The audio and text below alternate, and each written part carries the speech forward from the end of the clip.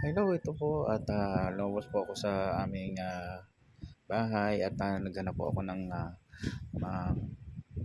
saging na maluluto po para sa aming 3 o'clock merienda. Ayan, yun. Pwede na po ito at pwede na pong tibain kung saan pwede nang kuhanin.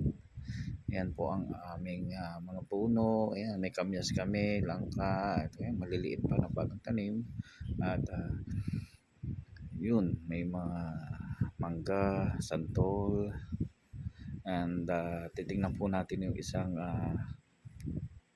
saging pa na pwede po nating tibain na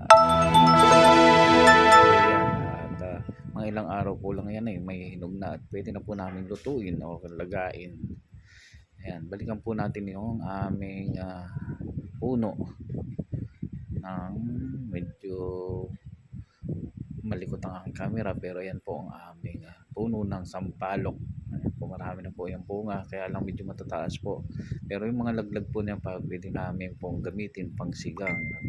Yan po, meron po rin kami kamyas na hitik po mamunga yan na nagagamit din.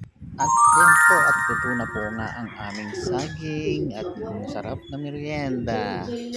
Yan, sarapin po. Ayan. At hindi naman ganun kakapal ang sukal at tamang-tama lang ho ang timpla.